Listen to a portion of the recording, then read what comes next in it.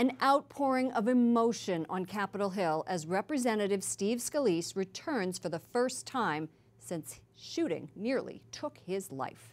Capitol Hill correspondent Jason Calvi is here to show us today's homecoming. Good evening, Jason.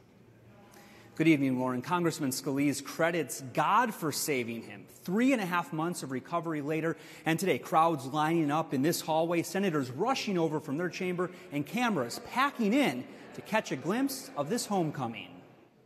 You might call him a walking miracle. I'm walking, I'm voting, I'm back to work. Louisiana Representative Steve Scalise finally enters the Capitol again.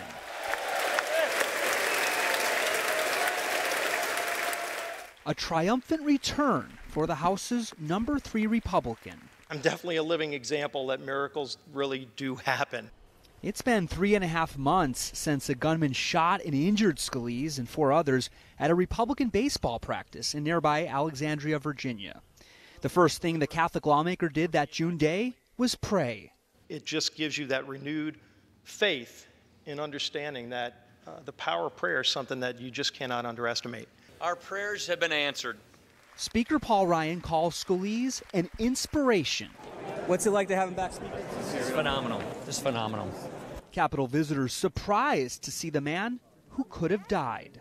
My heart is just so excited because of how God has blessed him and brought him back to us and has protected him.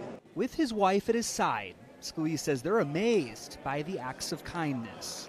If you look at the outpouring of love, of warmth, of prayer, my gosh, Jennifer and I have been overwhelmed.